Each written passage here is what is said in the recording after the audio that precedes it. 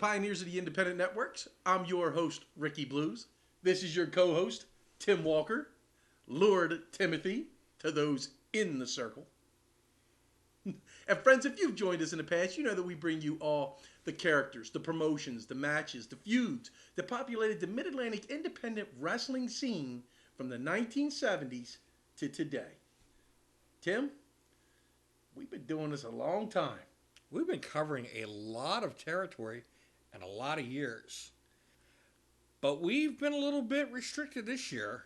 We have, and we've managed to eke out a full season under very tight restrictions. That's true. And we've managed to arrive here at this date, at this time, delivering this show. So I consider that a win. It is a win. It is a win. So, Tim, with that build-up, what is today's topic? Well, I think today will be our season wrap-up show. Season 8 wrapping up. 21 weeks ago, 21 weeks, Tim, we put the first episode for Season 8 up, right before Halloween, a Halloween episode. And it was actually warm back then. It was. And here we are in the throes of winter, trying to get it done. And we are in the middle of several winter storms coming our way this week. So we somehow managed to find a lull in all the snow and the ice and the freezing rain to try and wrap this season up. Ergo, that's why you see a different decor this week. You're seeing us with our warming plate. That stove puts out some nice heat. It does. It's keeping us warm to bring you this show. So, Tim, with that being said, are you ready to jump in? I'm ready, Mr. Ratchet. Could you put another coal on? We need our friend to deliver us some hot chocolate today. We miss our friend Adrian Hall. We do. We do. Speaking of friends, Tim, looking back this year, I was very, very pleased with the number of guests that we were able to finagle our way onto the show. I mean, think about it. You mentioned Adrian Hall. A great guest. Yeah. How about our friend? Your friend. Well, I'll say it. Andy Weinberg. You knew who I was going to say. That's right. Andy Weinberg.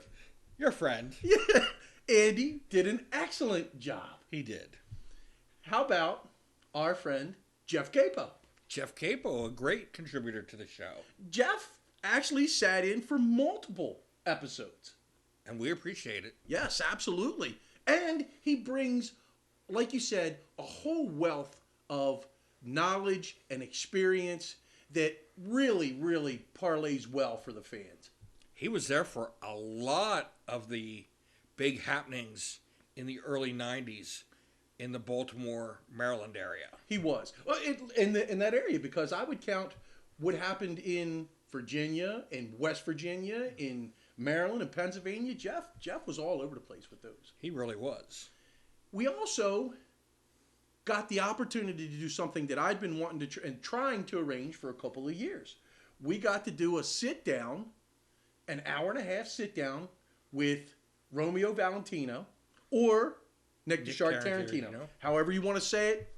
Somebody that obviously I have close ties with through all the years that we did what we did together. But man, just to listen to him and to see the way that he grew and he surpassed so many goals that, you know, that and so many plateaus that people thought they set for him.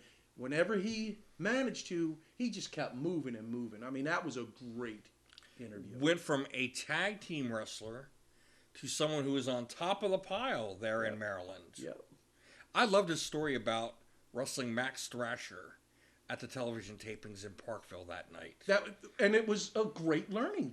It was. It was just great to listen to that story and how well he did in the match. And that after the match, he received a lot of praise from Max Thrasher. And Max Thrasher is not one who is real willing to give undeserved praise. Right. He's somebody that would rather slap you across the chops than give you a pat on the back. I know that. Yeah. Dave the Wave knows that. Exactly. We also had the opportunity, which was really, really neat, to transcend the Pin Show, move over to another podcast, and buddy up again with two old friends, Gilbert and Mark Bray. That was a lot of fun.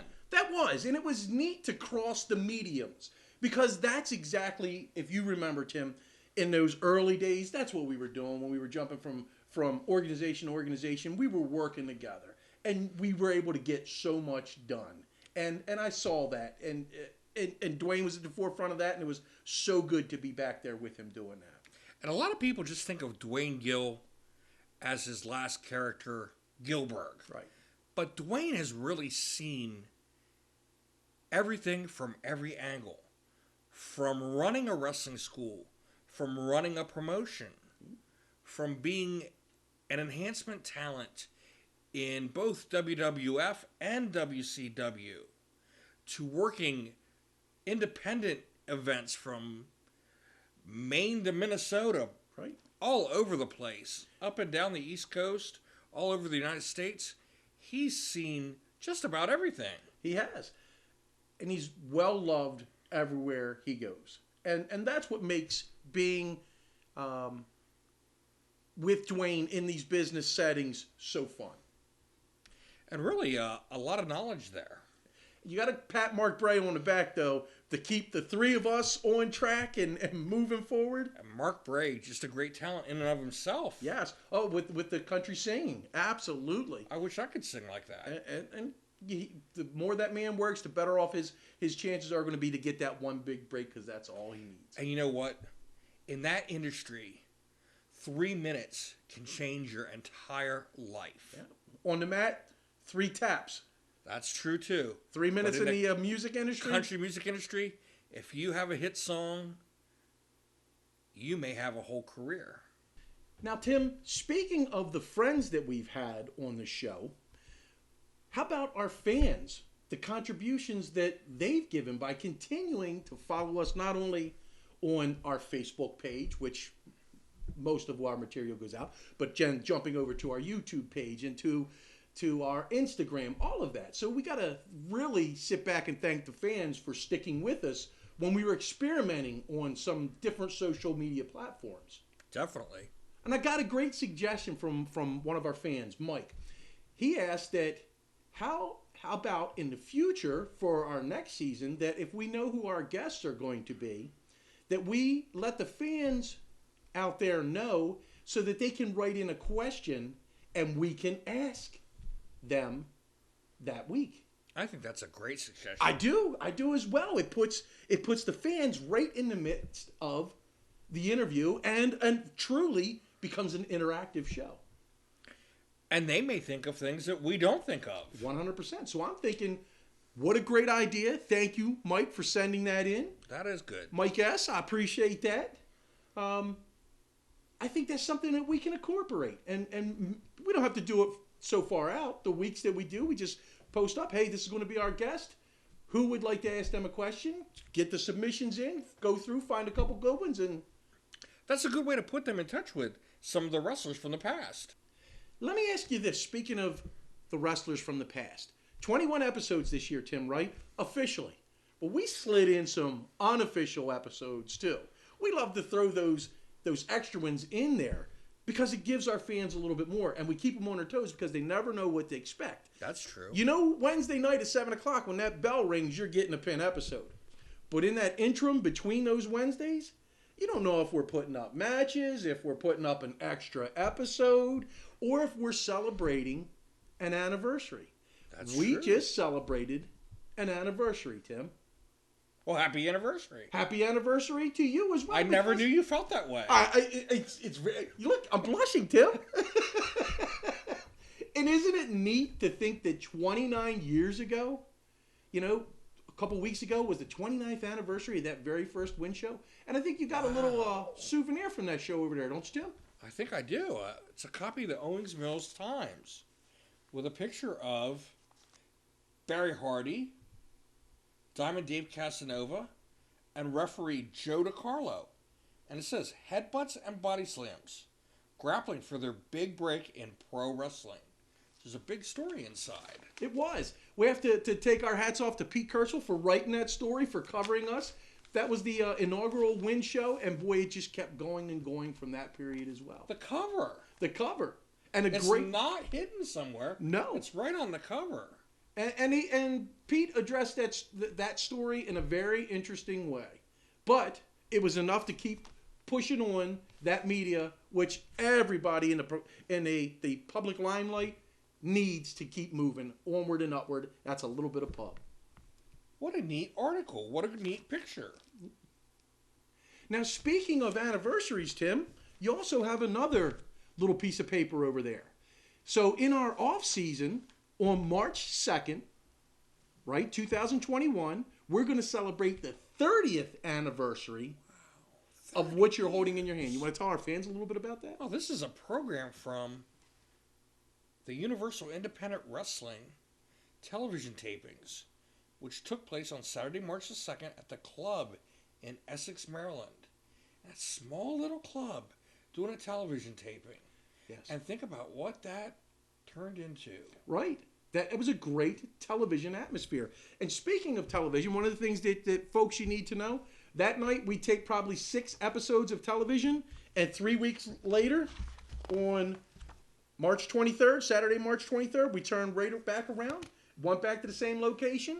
Here's the program from that night, and taped the next 5 episodes of And it was a UIW. full house the first night. Yep. And it was a full house the second night. Squeezing 500 people into that small little venue. Wow, they must have been like sardines. They were.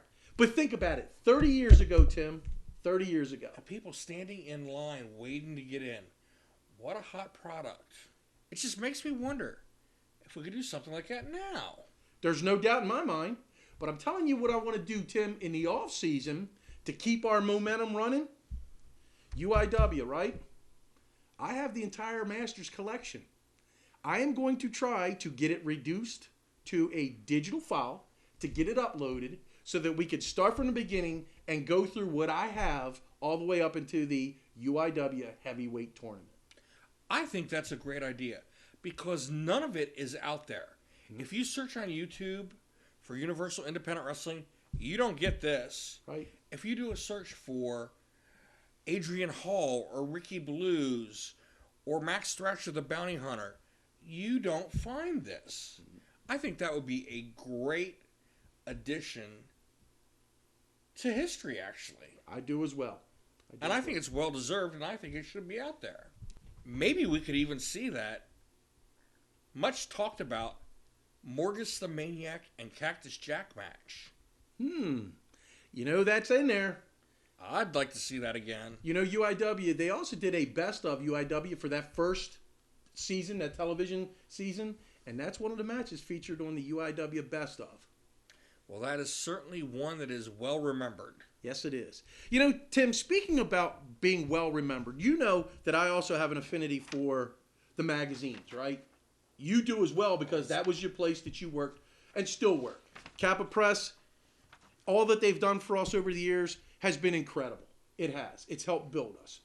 Definitely. One of the things that they did this year that I want to mention that I think it's a seed that you planted years ago, and they're finally realizing it. This year, PWI did the first ever PWI Award, Pro Wrestling Illustrated Award for Independent Wrestler of the Year. Think about what you started in 1991, and now almost 30 years later, they're finally saying, you know what? Maybe these people should be recognized. And it's great. I think it's a little late to the party, but it's finally something that's been realized, and it's something that we can look forward to moving forward as well. I hate to blow my own horn, but I will say, back in the day, I really did push for that sort of thing. Mm-hmm. And when we had a question about independent wrestling, there were a lot of times when my phone would be ringing off the hook. Yep. And it was so interesting to do stories about independent wrestling because they were really the best human interest stories that you could find. And I really think a lot of those stories struck people right in the heart. But think about how popular independent wrestling is today. Absolutely. And really, PWI is really taking a good, long look at a lot of top independent wrestlers over the years and giving them press that they otherwise wouldn't have received. And here's the other thing. What we just talked about, those beginning threads in the late 80s, early 90s, people worried about staying power. Here we are 30 years later, and it is going stronger than ever. It really is. Independent wrestling used to be something that was kind of swept away under the carpet. Mm-hmm. It wasn't something that drew a lot of attention. You really had to fight tooth and nail to get some sort of press on independent wrestling back in the day. But now look at it. Yes. It's amazing to look at now how many independent wrestlers have become household names. You're right. It really is something to think about. Yes. Definitely groundbreaking. And that's why we do this show, and that's what I love about this show. I love it too, because sometimes we get to dust off a few things and look at things in a different light, and we get to share it with you and share what it meant for us with you. So it's a pleasure to come back every week and do this show. I always learn something new each week, and it's just really great to share that sort of thing. It is. It's very, very fun. It's therapeutic, too, for those of us who had to live through some of it. True. Speaking of living through things, Tim, over the last 21 weeks, all the episodes, now it's not just 21 episodes, there was a ton of them that we got in there. Actually, it's almost closer to 30 episodes that we slid in. What was your favorite moment this year? I really, really liked the Nick Tarantino interview. I think you did an outstanding job with that, and it was so nice to finally be able to hook up with Nick, even though we are miles and miles apart. Right. But thanks to modern technology, you were able to get that interview, and I thought you did a great job with it. It's easy to do when you have someone qualified and competent and at the exceptional level that Nick is, not only as a wrestler, but as a person.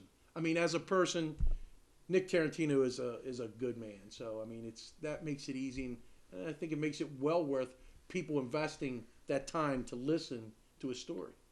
It's just interesting to see, too, where he started as a tag team wrestler and as a junior heavyweight and end up as being the MCW heavyweight champion. What do you think should be on the horizon for Pin? Because next year we're going to hit our 200th episode. Next season, season 9, we'll usher in 200 episodes.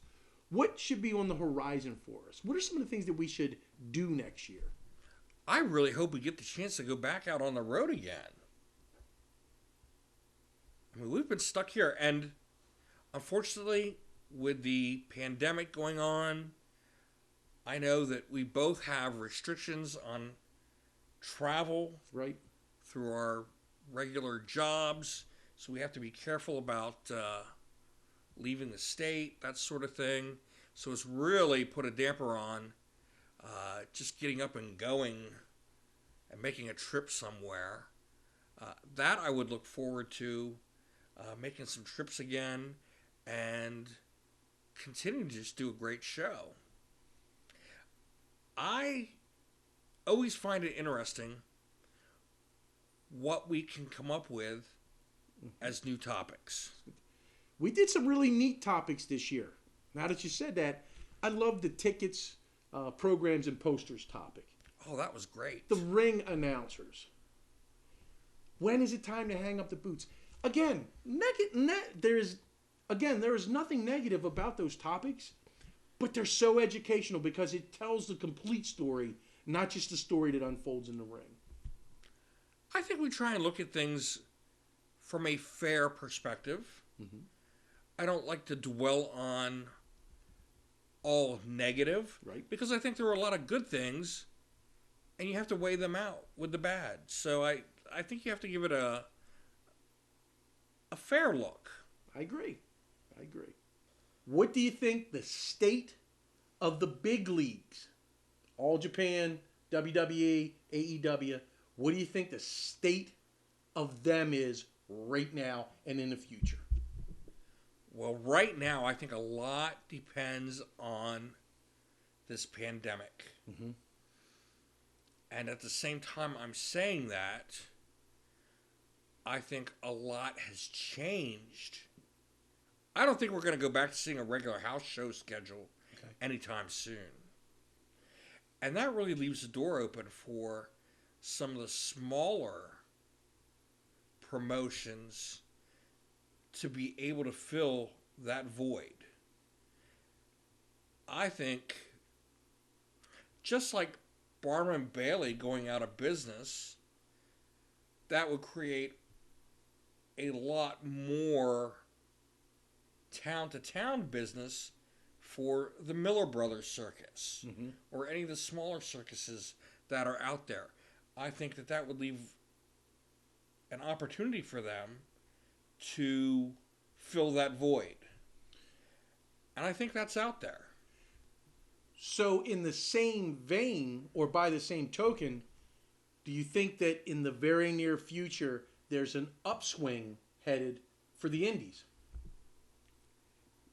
If they play their cards right, yes. If they don't, then I don't think they'll take advantage of it.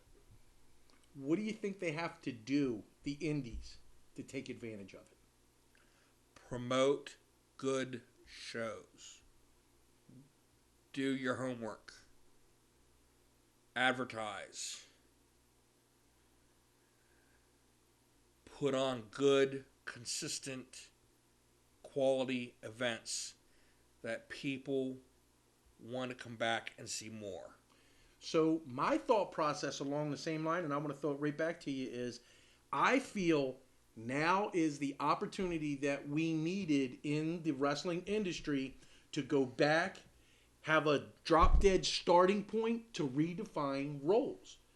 I think we're in, as a society, in the need for role models to step up as the good guys and the bad guys. I think we're at a time in across the wrestling spectrum that people, the fans, are kind of at wit's end with everybody's the vigilante, everybody's the gray.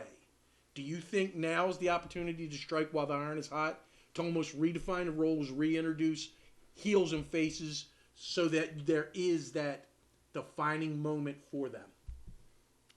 I think that opportunity is there, especially if you're not running house shows. Then if it doesn't work, it's not going to affect your attendance. And really, if there's something that doesn't work now, how big a role does that play in your viewership? I think there's that opportunity to play with that sort of thing right now.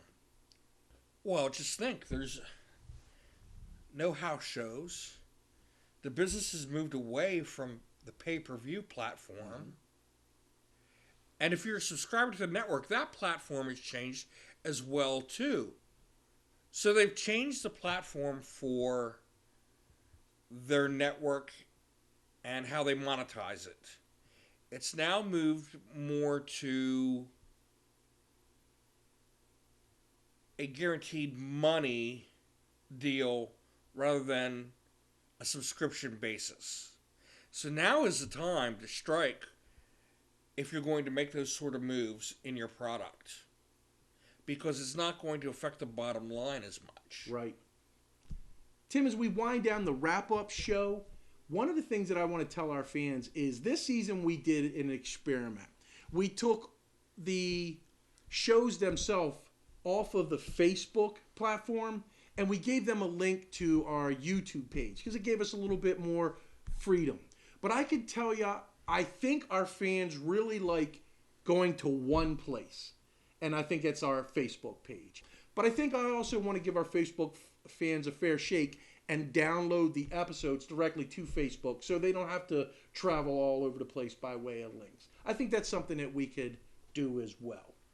Some of the things that we have in the near future coming up, again, like you said, Tim, getting back on the road, hopefully, getting out there interviewing some of our friends. But I would also love to see us either go to a convention or go to one of the museums that's out there, because there's a couple good museums that actually exist for pro wrestling. That would be really neat. Be really different. That would be. I wonder if Titan Towers would let us storm Stamford, Connecticut and see some statues up close. We could try. Yeah, worst we could do is call up our friends and say, hey, can you raise some bail money? Oh, that's interesting. Maybe this will lead to another episode next season. Entitled, remember the time we got arrested in Stamford? Oh, I've had a few run-ins, but I've never got arrested. Oh, that would be awesome. Tim, final words for this season. Thank you all for watching, taking your time out of your busy schedules and watching us each Wednesday night. And thank you for having me. I appreciate it. It's been fun, and I've had a great time.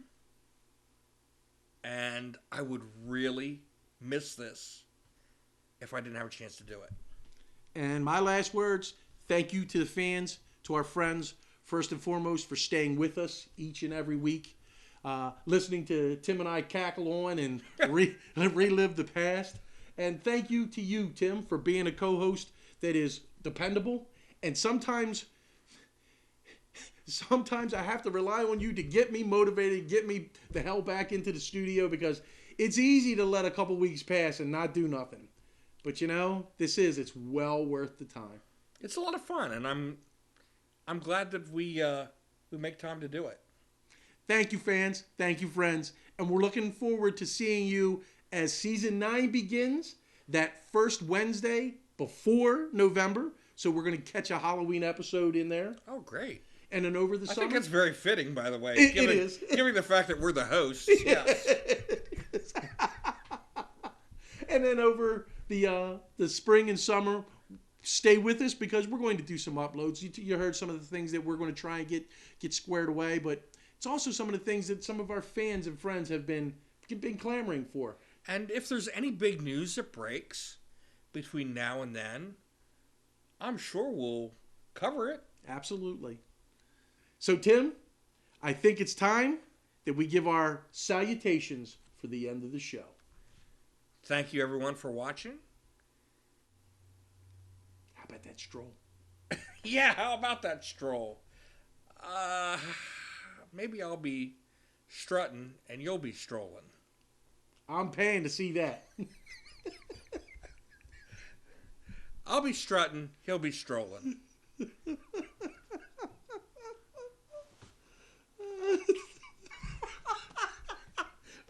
Ric Flair's not passed yet, but he just rolled over in his grave. Well, you have to realize I'm sitting down, too. Thanks, fans. Stay with us. We'll see you soon. Take care.